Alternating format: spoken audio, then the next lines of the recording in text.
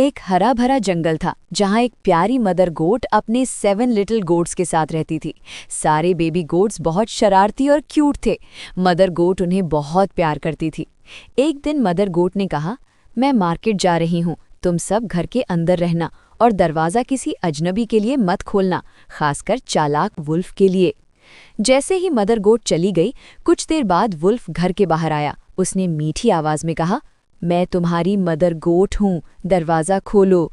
लेकिन एक छोटी गोट ने कहा, नहीं, तुम्हारी आवाज़ बहुत भारी है, तुम वुल्फ हो। वुल्फ ने एक चालाकी सोची। उसने शहद खाया ताकि आवाज़ मीठी हो जाए और अपने पंजों पर आटा लगा लिया।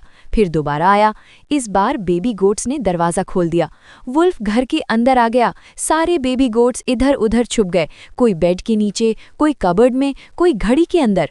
वुल्फ ने 6 लिटिल गोट्स को पकड़ लिया, लेकिन सबसे छोटी गोट क्लॉक के अंदर छुपी रही। थोड़ी देर बाद मदर गोट वापस आई। छोटी गोट ने सब कुछ बता दिया। मदर गोट ने वुल्फ को सोते हुए देखा और उसका पेट काट कर बेबी गोट्स को बाहर निकाल लिया। फिर पेट में पत्थर भर दिए।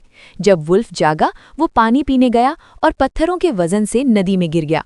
मदर गोट और 7 लिटिल गोट्स खुशी से हंसने लगे और सीखा, हमेशा पेरेंट्स की बात सुननी चाहिए।